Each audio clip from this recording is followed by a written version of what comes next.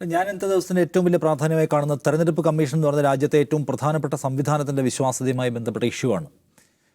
കോൺഗ്രസ്സിന് ജിംസ് പറഞ്ഞ പോലെ സംഘടനയില്ല, മോണിറ്റർ ചെയ്യാനുള്ള സംവിധാനമില്ല, വ്യാജ വോട്ടർമാരും ഡ്യൂപ്ലിക്കേഷനും ഒക്കെ ഉണ്ടെന്ന് പരിശോധിക്കാനുള്ള താഴെത്തട്ടിൽ അണികളില്ല എന്ന പ്രശ്നം കോൺഗ്രസിനെ കുറിച്ച് നമുക്ക് എപ്പോഴും പറയാവുന്ന ഒന്നാണ്. ഇന്നത്തെ ദിവസത്തിൻ്റെ ഒരു സംഗതി അതാണെന്ന് ഞാൻ കരുതുന്നില്ല. കാരണം ഇത് തെരഞ്ഞെടുപ്പ് കമ്മീഷനോട് ഈ രാജ്യത്തെ പൗരന്മാർക്ക് ചോദ്യം ചോദിക്കാനുള്ള ദിവസമാണ്. അത് തെരഞ്ഞെടുപ്പ് കമ്മീഷൻ കുഴപ്പമാവും. അപ്പോൾ നമ്മളെല്ലാവരും കൂടി ശ്രദ്ധിച്ച് തെരഞ്ഞെടുപ്പ് കമ്മീഷൻ നന്നാക്കണം എന്നൊരു നിലയല്ല എടുക്കേണ്ടത് എൻ്റെ അഭിപ്രായം. തെരഞ്ഞെടുപ്പ് കമ്മീഷൻ കുഴപ്പമാവാൻ പാടില്ല. ഒരു സ്വതന്ത്രനാണ് മത്സരിക്കുന്നത് കരുതുക, അയാൾക്ക് ബൂത്തിലിരിക്കാൻ ആളുകളുമില്ല, ഒരാളുമില്ല നോക്കാൻ.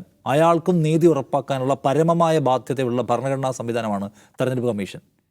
കോൺഗ്രസിന് ബൂത്തിൽ ആളുകളില്ല, CPM-ൽ അണികളില്ല, സ്വതന്ത്ര സ്ഥാനാർത്ഥിക്ക് അണികളില്ല എന്നതുകൊണ്ട് തെരഞ്ഞെടുപ്പ് കമ്മീഷൻ എന്ത് മോശത്തരവും കാണിക്കാം എന്നത് അംഗീകരിക്കാൻ പറ്റില്ല. അതുകൊണ്ട് തെരഞ്ഞെടുപ്പ് കമ്മീഷൻ മാത്രം അക്കൗണ്ടബിൾ ആവേണ്ട ഒരു ദിവസമാണ് ഈ ദിവസം എന്ന് ഞാൻ പറയും. കാരണം എന്താണ്? നേരത്തെ അജ്മിസ് പറഞ്ഞു, ലോകത്തെ ഏറ്റവും വലിയ ജനാധിപത്യ രാജ്യമായ ഇന്ത്യ, ഈ രാജ്യത്ത് നമ്മൾ കഴിഞ്ഞ 10-75 വർഷമായിട്ട് നിലനിന്ന് പോരുന്നു. ആരോഗ്യപരമായ ഒരു ഡെമോക്രസി ആയിട്ട് നമ്മൾ വളർന്നു വന്നുകൊണ്ടിരിക്കുന്നു. അതിൻ്റെ അടിസ്ഥാനം എന്താണ്? തെരഞ്ഞെടുപ്പ് പ്രക്രിയയിലുള്ള നമ്മുടെ വിശ്വാസമാണ്. നമ്മളവർക്ക് വോട്ട് ചെയ്യുന്നു, നമ്മൾ ഭൂരിപക്ഷം പേരും വോട്ട് ചെയ്യുന്ന ആൾ ജയിക്കുന്നു എന്ന നമ്മുടെ കോൺഫിഡൻസ് ആണല്ലേ. അല്ലാതെ എല്ലാം കൊണ്ടും ആൾക്കാർ വോട്ട് ചെയ്യാൻ പോകുന്നു. അതുകൊണ്ടാണ് ഈ ജനാധിപത്യം നിലനിൽക്കുന്നത്. നമ്മൾ ഭൂരിപക്ഷം ആൾക്കാരും വോട്ട് ചെയ്യുന്ന ആളല്ല ജയിക്കാൻ പോകുന്നത്, അവർ നേരത്തെ തീരുമാനിച്ചിട്ടുണ്ട് എന്ന് വന്നാൽ പിന്നെ ഇവിടുത്തെ അർത്ഥം എന്താണ്? നാളെ നമ്മൾ വോട്ട് ചെയ്യാൻ പോകുമോ? ഒരു ഭരണകൂടം അധികാരത്തിലിരിക്കാൻ നടക്കുന്ന തെരഞ്ഞെടുപ്പിൽ അവർ തോറ്റുപോയാൽ, മറ്റുള്ളവർ കൂടുതൽ വോട്ടിന് ജയിച്ചാൽ ഒരാൾ മാറിക്കൊടുക്കുകയാണ് സാധാരണ ചെയ്യുക. അല്ല, കള്ളത്തരമാണിത് എന്ന് പറഞ്ഞ് മറ്റ് രാജ്യങ്ങളിൽ പലയിടത്തും, നമ്മുടെ അയൽപക്കത്ത് പാകിസ്ഥാനിലടക്കം നടക്കുന്ന പോലെയുള്ള അട്ടിമറി ആരോപണങ്ങളും ബഹളങ്ങളും ആഭ്യന്തര കലാപങ്ങളും ക്യാപിറ്റൽ തിയേറ്റർ കയ്യേറ്റവും നമ്മുടെ നാട്ടിൽ നടക്കുന്നുണ്ടോ? ഇല്ല. മൻമോഹൻ സിംഗ് തോറ്റാൽ മൻമോഹൻ സിംഗ് മാറിക്കൊടുക്കും, മോദി തോറ്റാൽ മോദി മാറിക്കൊടുക്കും എന്നാണ് നമ്മൾ വിചാരിക്കേണ്ടത്. അതാണ് നമ്മളുടെ പരസ്പരമുള്ള ബഹുമാനവും നമ്മൾ ഈ സംഹിതയിലുള്ള നമ്മുടെ വിശ്വാസത്തിൻ്റെ ആധാരം. അതിന് അള്ളു വയ്ക്കുന്ന പണിയാണ് ഇപ്പോൾ നടന്നുകൊണ്ടിരിക്കുന്നത്. നമ്മൾ ഉറച്ച് വിശ്വസിച്ചിരുന്ന ഇന്ത്യ എന്ന് പറയുന്ന ഡെമോക്രാറ്റിക് കൺട്രി, അവിടെ ഏത് ഭരണാധികാരി അയാൾ ദുഷിച്ചാൽ അയാളെ മാറ്റാൻ കഴിയും എന്ന നമ്മുടെ ആത്മവിശ്വാസം ഉണ്ടല്ലോ. നാളെ രാഷ്ട്രീയത്തിൽ ഇറങ്ങണമെന്ന് എനിക്ക് തോന്നിയാൽ എനിക്കും പോയി മത്സരിക്കാൻ കഴിയും, ജനവിശ്വാസം ഉണ്ടെങ്കിൽ എനിക്ക് ജയിക്കാൻ കഴിയും, എനിക്ക് ഈ നാടിനെ മാറ്റിമറിക്കാൻ കഴിയും എന്ന നമ്മുടെ ജനാധിപത്യപരമായ ആത്മവിശ്വാസം അതില്ലാതാക്കി. നിങ്ങൾക്ക് മത്സരിക്കാൻ പറ്റില്ല, മത്സരിച്ചാലും നീ ജയിക്കാൻ പോകുന്നില്ല. ഞങ്ങളുടെ സർക്കാർ എന്തുമാത്രം കുഴപ്പത്തിലേക്ക് പോയാലും, ഞങ്ങളുടെ സർക്കാർ എന്തുമാത്രം ദുഷിച്ചാലും, നിങ്ങൾ ഏത് ജനങ്ങളുടെ പദയാത്രയുമായി വന്നാലും ഞങ്ങളെ വീഴ്ത്താൻ പറ്റില്ല, ഞങ്ങളുടെ കയ്യിലാണ് സാധനം ഇരിക്കുന്നത് എന്ന് വന്നാൽ പിന്നെ ഈ രാജ്യത്തെക്കുറിച്ചുള്ള നമ്മുടെ വിശ്വാസത്തിൻ്റെ അടിസ്ഥാനം എന്താണ്? അവിടെയാണ് പ്രശ്നം. ഇപ്പം നോക്കൂ, കോൺഗ്രസ് എന്ന് പറയുന്ന പാർട്ടി എന്ന് പറഞ്ഞാൽ അതിൻ്റെ സ്വഭാവം നമുക്ക് അത് ശിഥിലമാക്കപ്പെട്ട ഒരു പാർട്ടിയാണ്. ആ പാർട്ടി ആകെമാനം നന്നായിക്കൊണ്ട് ഈ സർക്കാരിനെ വീഴ്ത്തുക ഇസ് നോട്ട് പോസിബിൾ. എങ്ങനെയാണ് ഈ സർക്കാരിനെ വീഴ്ത്തണമെങ്കിൽ സംഭവിക്കേണ്ടത്? ജനങ്ങളുടെ വികാരം ഉണ്ടാവുക. ഈ ഗവൺമെൻറ് ജനവിരുദ്ധമായ നയം സ്വീകരിക്കുന്നു. ഏത് ഗവൺമെൻറ്റിനെ കുറിച്ച് ഞാൻ പറഞ്ഞത്? അതിപ്പോൾ കേരളത്തിലെ ഗവൺമെൻറ് ആയാലും കേന്ദ്രത്തിലെ ഗവൺമെൻറ് ആയാലും ജനവിരുദ്ധമായ ഒരു ഗവൺമെൻറ് ആയത് മാറിക്കഴിഞ്ഞാൽ ജനങ്ങളാണ് പിന്നെ ഡിസൈഡ് ചെയ്യുക. അതിന് ജനങ്ങളൊരു പാത്ത് കണ്ടെത്തും. ചിലപ്പോൾ കോൺഗ്രസ്, ചിലപ്പോൾ CPM, ചിലപ്പോൾ സമാജ്വാദി പാർട്ടി, ചിലപ്പോൾ RJD. ആ പാത്തിലൂടെ വോട്ട് ചെയ്ത് ഈ സർക്കാരിനെ തോൽപ്പിക്കാൻ ജനം തീരുമാനിക്കുമ്പോൾ ആ പാത്ത് സർക്കാർ ബ്ലോക്ക് ചെയ്യുക. അവിടെയാണ് പ്രശ്നം. അല്ലാതെ ഒരു പാർട്ടി സുശക്തമായി വന്ന് സർക്കാരിനെ തോൽപ്പിക്കാതെ ജനത്തിന് തോൽപ്പിക്കാൻ കഴിയണം, ജനത്തിന് ജയിപ്പിക്കാൻ കഴിയണം.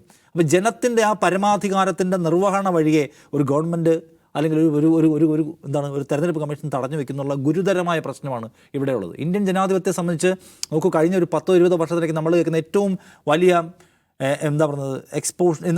ഒരു തുറന്നു കാട്ടലാണ് സത്യത്തിൽ ഇന്നിപ്പോൾ രാഹുൽ ഗാന്ധി നടത്തിയിട്ടുള്ളത്. മാധ്യമങ്ങൾ ചെയ്യേണ്ട പണിയാണിത്. മാധ്യമങ്ങൾ പോലും ചെയ്യാത്ത ഒന്ന്. കഴിഞ്ഞ 20 വർഷത്തിലേക്ക് രാജ്യത്ത് കേട്ട ഏറ്റവും നടുക്കം ഉണ്ടാക്കുന്ന വാർത്ത. കാരണം എന്താണ്? ഇത് ഇന്ത്യയുടെ നിലനിൽപ്പുമായി ബന്ധപ്പെട്ട പ്രശ്നമാണ്. ഇതൊരു പാകിസ്ഥാനോ അഫ്ഗാനിസ്ഥാനോ അല്ലെങ്കിൽ അമേരിക്കയിലെ ട്രംപ് തോറ്റുപോയപ്പോൾ കഴിഞ്ഞ നമ്മൾ കണ്ടാണ്. അതാകാതിരിക്കാനുള്ള നമ്മുടെ ജാഗ്രതയുമായി ബന്ധപ്പെട്ട പ്രശ്നമാണിത്. എന്തൊക്കെ കേൾക്കുന്നത്? ഒരു മണ്ഡലത്തിലെ മാത്രം കണക്ക് 1 ലക്ഷത്തോളം കള്ള വോട്ട്, ആർക്കൊക്കെയോ വോട്ട്, ഒരേ പേരുള്ള ആൾ പല സംസ്ഥാനത്ത് വോട്ട് ചെയ്യുന്നു, പടമില്ലാത്ത വോട്ടർമാർ, അച്ഛൻ്റെ പേരിൻ്റെ സ്ഥാനത്ത് അക്കങ്ങൾ മാത്രമുള്ള വോട്ടർമാർ, എന്തൊക്കെയോ. എന്ത് വെള്ളരിക്കാൻ പറ്റണോ ഇത് നടന്നിട്ട് അതിനെക്കുറിച്ചുള്ള ക്വസ്റ്റ്യൻ ഉന്നയിക്കുമ്പോൾ തെരഞ്ഞെടുപ്പ് കമ്മീഷൻ മറുപടി പറയാതിരിക്കുക. ഈ തെരഞ്ഞെടുപ്പ് കമ്മീഷന് വിശ്വാസം നഷ്ടപ്പെട്ട ഒന്നാമത്തെ നമ്മൾ പറയല്ലേ, കേന്ദ്ര ഏജൻസികൾ EDക്കും എൻഫോഴ്സ്മെൻറ്റിനും EDക്കും CBIക്കും അല്ലെങ്കിൽ ഈ മറ്റ് സർക്കാർ ഏജൻസികൾക്കൊക്കെ വിശ്വാസം നഷ്ടപ്പെടുന്നത്, അതിനേക്കാൾ മേലെ വിശ്വാസം നഷ്ടപ്പെട്ട ഒരു സംവിധാനമായിട്ട് നമ്മുടെ തെരഞ്ഞെടുപ്പ് കമ്മീഷൻ മാറി. എങ്ങനെയാണ് മാറിയത്? അതിന് ഒന്നാമത്തെ കാര്യം എന്താണ്? തെരഞ്ഞെടുപ്പ് കമ്മീഷനിൽ ആളുകളെ നിയോഗിക്കുമ്പോൾ, കമ്മീഷണർമാരെ നിയോഗിക്കുമ്പോൾ എന്ത് ചെയ്യണമെന്ന് സുപ്രീം കോടതി ഒരു ഡയറക്റ്റീവ് ഉണ്ടാക്കി. ഡയറക്റ്റീവിന് സ്വഭാവത്തിലുള്ള ഒരു നിർദ്ദേശം വെച്ചു. പ്രധാനമന്ത്രി, പ്രതിപക്ഷ നേതാവ്, സുപ്രീം കോടതി ചീഫ് ജസ്റ്റിസ് എന്നിവർ അതിലുണ്ടാവണമെന്ന്. ഈ സർക്കാർ എന്ത് ചെയ്തു? സുപ്രീം കോടതി ചീഫ് ജസ്റ്റിസിനെ എടുത്തങ്ങോട്ട് മാറ്റി. എന്നിട്ട് പ്രധാനമന്ത്രി, പ്രതിപക്ഷ നേതാവ്, പിന്നെ പ്രധാനമന്ത്രി നിർദ്ദേശിക്കുന്ന ഒരു ക്യാബിനറ്റ് മിനിസ്റ്ററും. അപ്പോൾ പ്രധാനമന്ത്രി നിർദ്ദേശിക്കുന്ന ക്യാബിനറ്റ് മിനിസ്റ്ററായ ഭൂരിപക്ഷമായി. പിന്നെ പ്രതിപക്ഷ നേതാവിനോട് ചോദിക്കുക പോലും വേണ്ട. അങ്ങനെ അവർക്ക് ഇഷ്ടമുള്ള ആളുകളെ നിയോഗിക്കുന്നു. അവർക്ക് അവരുടെ ഇഷ്ടത്തിനനുസരിച്ച് അവർ കലണ്ടർ ഫിക്സ് ചെയ്യുന്നു. ഇന്ന് പ്രധാനമന്ത്രിക്ക് 4 ഉദ്ഘാടനം ഗുജറാത്തിൽ ബാക്കിയുണ്ടെങ്കിൽ ബാക്കി 4 സംസ്ഥാനങ്ങളുടെയും തെരഞ്ഞെടുപ്പ് ഇന്ന്, ഗുജറാത്തിൻ്റെത് മറ്റന്നാൾ. കാരണം പ്രധാനമന്ത്രി മോദിക്ക് അവിടെ വോട്ട് ചെയ്യാനല്ല, പദ്ധതി ഉദ്ഘാടനം ചെയ്യാനുണ്ട്. എന്ന് മാത്രമല്ല, കഴിഞ്ഞ 2024 തെരഞ്ഞെടുപ്പിലാണ് വാർത്താ സമ്മേളനം നടത്തി ഞങ്ങൾ എല്ലാ തരത്തിലുള്ള മാൽ പ്രാക്ടീസും തടയും, ചട്ടം ലംഘിച്ചുകൊണ്ടുള്ള ഒരു ഏർപ്പാടും ഞങ്ങൾ സമ്മതിക്കില്ല. അപ്പോൾ കഴിഞ്ഞ തെരഞ്ഞെടുപ്പിൽ മോദിക്കെതിരായി വന്നിട്ടുള്ള ആക്ഷേപങ്ങളെക്കുറിച്ചുള്ള അന്വേഷണം എവിടെയെത്തിയെന്ന് ചോദിച്ചപ്പോൾ അക്ഷരം മിണ്ടാതെ കുനിഞ്ഞിരുന്ന ആൾക്കാരാണ് ഈ പറഞ്ഞ കമ്മീഷൻ്റെ ആൾക്കാർ. 2019 മോദിക്ക് അമിത്ഷായ്ക്കെതിരെ ഡസൻ കണക്കിന് പരാതികൾ ഉണ്ടായി വന്നു. ഒരൊറ്റ ഒരെണ്ണത്തിൽ ആക്ഷൻ എടുക്കാത്ത ആൾക്കാരാണ് ഈ ആൾക്കാർ. അശോക് ലവാസ എന്ന് പറഞ്ഞ മനുഷ്യൻ കമ്മീഷനിൽ ഇറങ്ങിപ്പോകുന്നതിൻ്റെ കാരണം എന്താണ്? ഈ അട്ടിമറി കണ്ടു നിൽക്കാൻ സഹിക്കാൻ പറ്റാതാണ്. 2024 തുറന്ന വർഗീയത നിരന്തരമായി പറഞ്ഞുകൊണ്ടിരുന്നു പ്രധാനമന്ത്രി അടക്കമുള്ള ആളുകൾ. ഈ കമ്മീഷൻ എവിടെയായിരുന്നു? നേരത്തെ അജിംസ് പറഞ്ഞ പോലെ ഈ പറയുന്ന ഇലക്ട്രോണിക് വോട്ടിംഗ് മെഷീനുമായി ബന്ധപ്പെട്ട പ്രശ്നങ്ങൾ ഉന്നയിച്ച് വന്നപ്പോഴെല്ലാം ഒറ്റ വാക്കിൽ തള്ളിക്കളയുകയല്ലാതെ ഈ ഇലക്ട്രോണിക് വോട്ടിംഗ് മെഷീൻ നിങ്ങൾക്ക് അട്ടിമറി നടത്താൻ കഴിയാത്തതാണെന്ന് ശാസ്ത്രീയമായ തെളിവുകളോടെ ജനത്തിൻ്റെ മുന്നിൽ വെക്കാൻ ഇപ്പോഴും കഴിയാത്ത കമ്മീഷനാണ് ആ കമ്മീഷൻ. പിന്നെ പണത്തിൻ്റെ കുത്തൊഴുക്ക്, വർഗീയതയും ചട്ടലംഘനവും നടത്തുന്നതിനെക്കുറിച്ചുള്ള, പിന്നെന്താണ് ഈ ഷെഡ്യൂളുകൾ തെറ്റിക്കുന്നതിനെക്കുറിച്ച് സമയമായ കണക്ക് കൊടുക്കത്തില്ല. ഇപ്പോൾ ഈ രാഹുൽ ഗാന്ധി എന്ന് ചൂണ്ടിക്കാണിച്ച പ്രധാന സംഗതികളിലൊന്ന് 5 മണി കഴിയുമ്പോഴാണ് വോട്ടർ ഒറ്റ കയറ്റം കൊണ്ട് കയറുകയാണ്.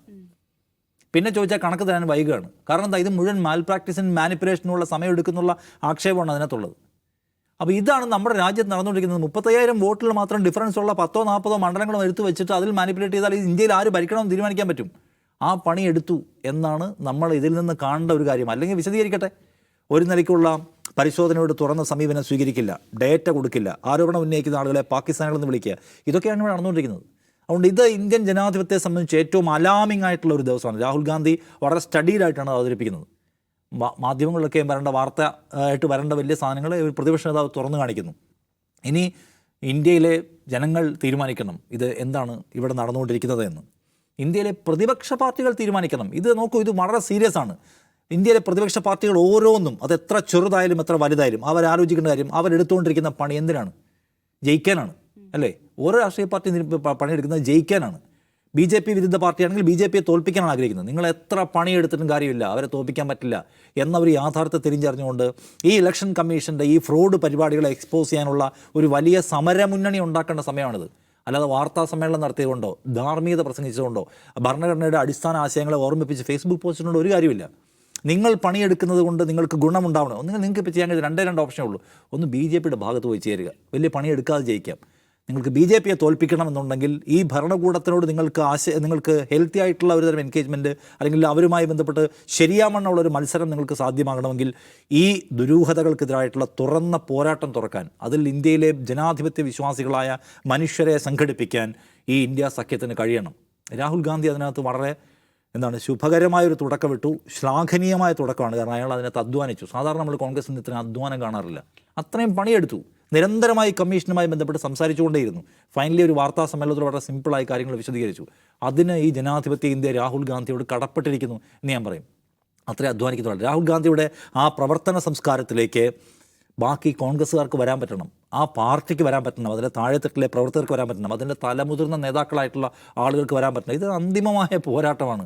അതിനെ ആ നിലയ്ക്ക് മനസ്സിലാക്കാൻ അവർക്ക് കഴിയട്ടെ, ആ പാർട്ടിയുടെ കൂടെ നിൽക്കുന്ന സഖ്യത്തിന് കഴിയട്ടെ. അല്ലെങ്കിൽ ഇന്ത്യ പോകുന്നത് എങ്ങോട്ടാണ് എന്നതിൻ്റെ ചിത്രം ഇന്ന് നമുക്ക് വ്യക്തമായി കഴിഞ്ഞിരിക്കുന്നു. ഒന്നുകിൽ നമുക്കിതിനോട് പൂർണ്ണമായും വിധേയപ്പെടാം, അല്ലെങ്കിൽ പോരാടാം.